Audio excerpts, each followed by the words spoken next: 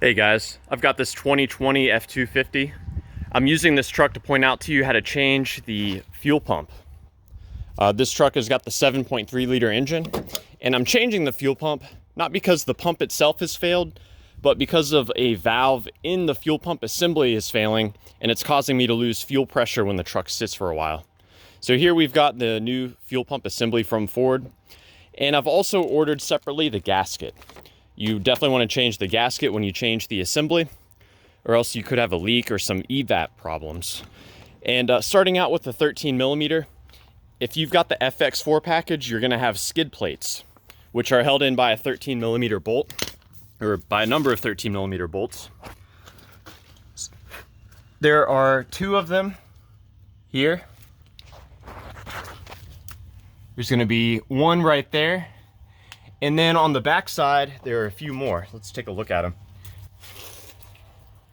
You'll also note there's a number of nuts at the bottom. You don't have to remove those. So there are two more up in here.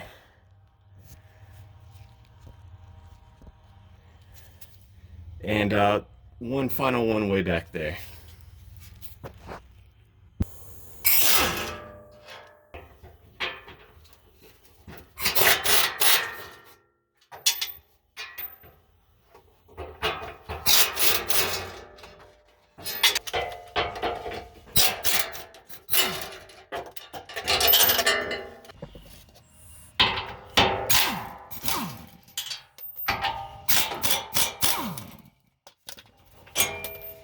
All right. So with the skid plate out of the way, we can move on to disconnecting some of the electrical and fuel connections. So for the electrical connections, I'll start at the back and move my way forward. So in the back here, we've got a evap box, a charcoal canister. So this is an emissions component. And there are a number of like vapor lines that are hooked up to it. So we can see there's two actually. And these, you just squeeze. You squeeze on either side and then it will come out. So there's the first one there. And there's another one lower down.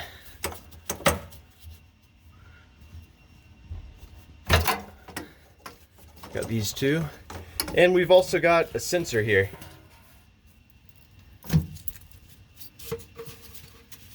So that's that. And that's about it for the back.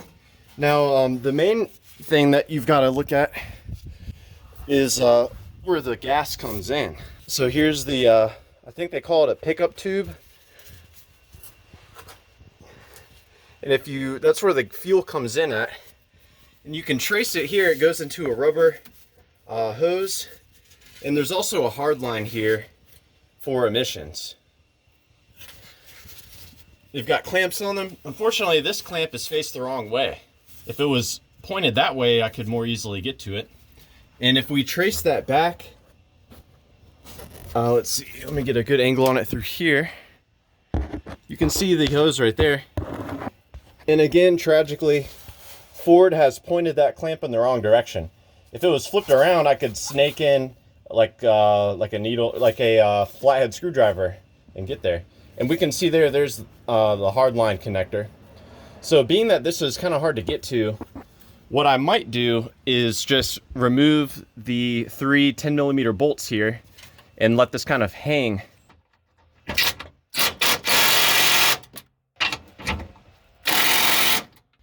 So in attempting to remove this nut, I stripped it rather badly, and I moved on to the next one with a 1/2 inch socket and ratchet. And these nuts are on very tight. This truck is pretty much brand new. It's only got 8,000 miles on it. I really have no idea how these are on so tightly for something that's a 10 millimeter. But I don't want to continue to mess with that, so I'm just moving on back to the clamps. I'm using a wrench here. I can sneak this wrench in to loosen the clamp. If I had a ratcheting wrench, this would go much faster. but I can make good progress with this.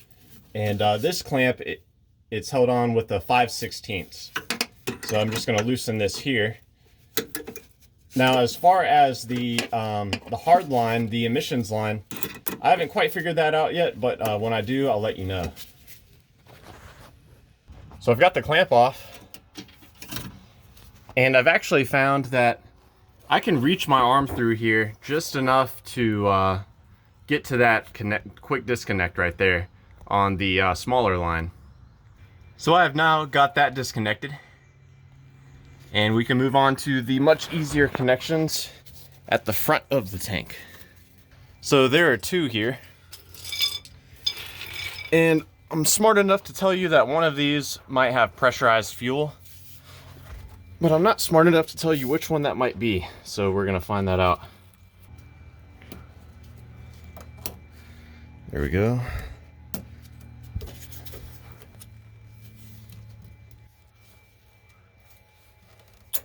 There we go. So with this one, there are little green ears on the back. You've got to push those that way. So we push the ears that way, and then we are able to push the retaining collar out like so.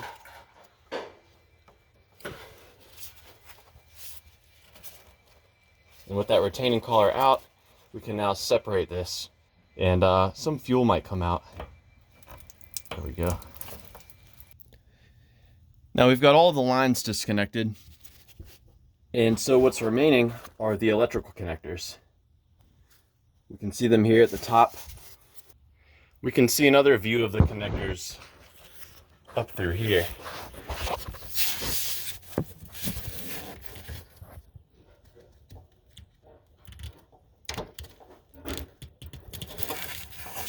That's that.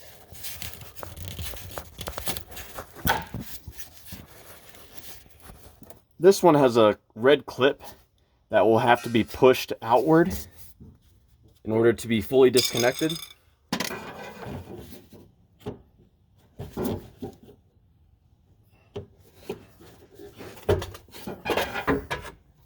So with that clip pushed out slightly, I can now disconnect this all the way.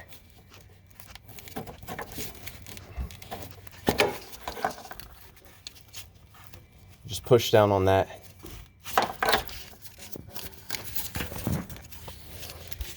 All right, so the only thing that's holding this in are going to be a few 13mm bolts. Before I pop those out, I'm going to have to get something underneath the gas tank to support it. And I want to keep in mind that even though I've got this clamp removed, this hose is still on here.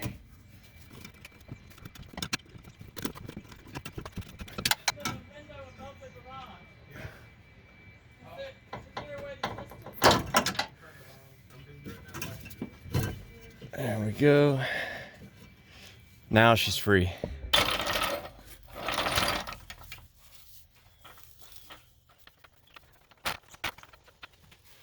I think that's roughly in the center of gravity.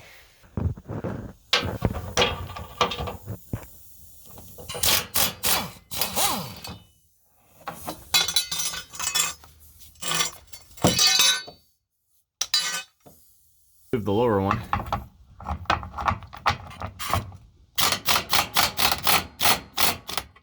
And the clip broke.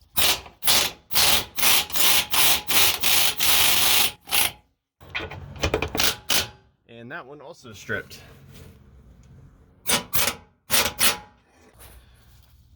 So now I'm holding the broken nut with a 15mm.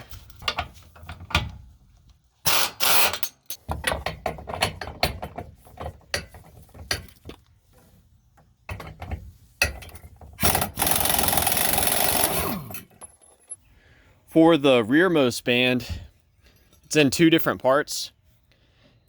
And I used an impact to try to loosen the bottom one, and it immediately broke the clip that retains the nut. So then I went on and did the exact same thing on the top one, and again, it broke the clip that retains the nut. And the problem with this clip setup is it's basically a little sheet metal piece that's pushed down over the nut right here. And when it does break from using an impact, it makes it very difficult to extract because you have to find a way to put a wrench onto the nut, which is difficult because of the stakes. You can see how the nut was staked to retain the clip. So to avoid this happening to you, you may want to consider doing this next part with hand tools instead of an impact gun. Get to drop down.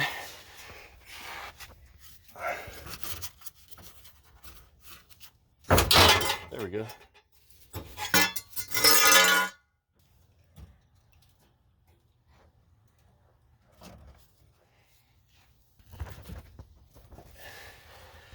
So looks like these lines got to get maneuvered around the bracket.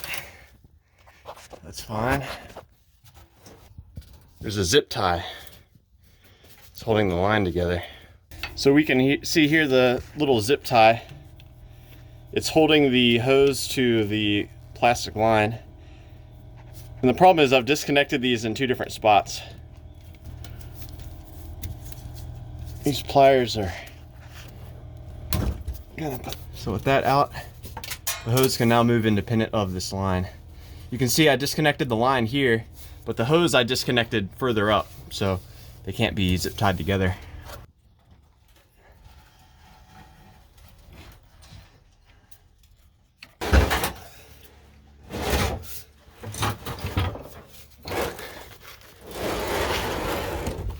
So now we can get the pump out of here. I will say, you know, this tank's fairly clean because the truck's only got 8,000 miles on it. But if you've got a lot of dirt, dust, or debris under here, you may want to rinse this off, clean it, even with soapy water and a brush. Because if you break this loose, you could dislodge some debris and it could get inside the gas tank.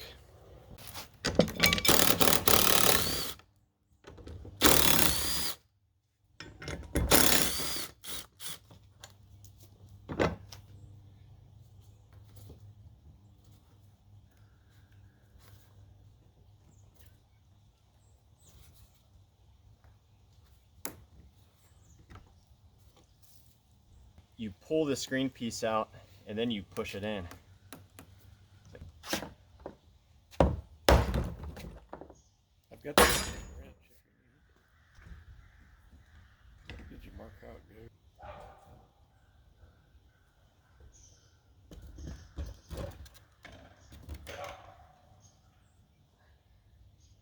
Looks like the gasket stuck to the housing.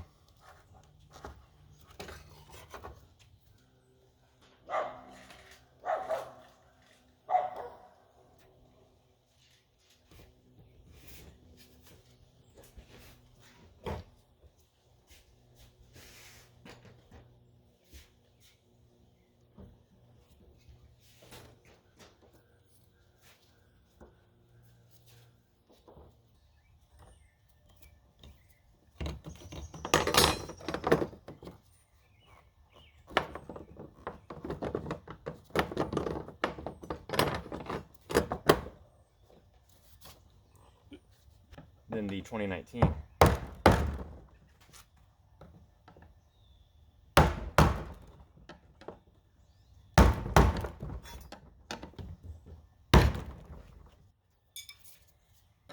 Remember that spanner ring I made? Yeah. I still got it if you want to use it. Nah. I want all the angry people saying I'm not doing it right.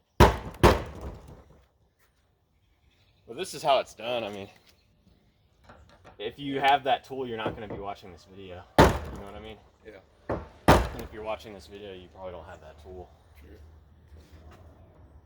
You're running a video now. Yeah.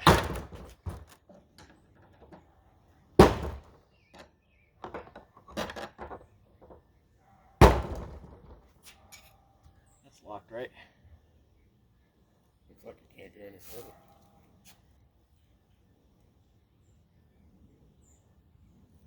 It always throws me off.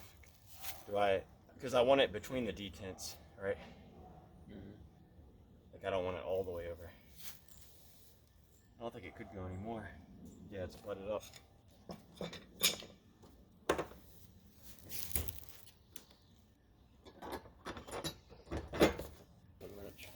Probably could. Although it might need the impact. True.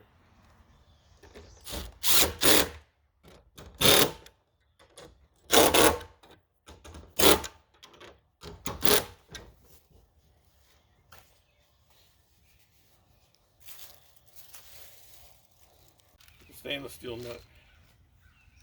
I don't know, do you think it could corrode or gall? Galling might be likely. I don't know too much about stainless.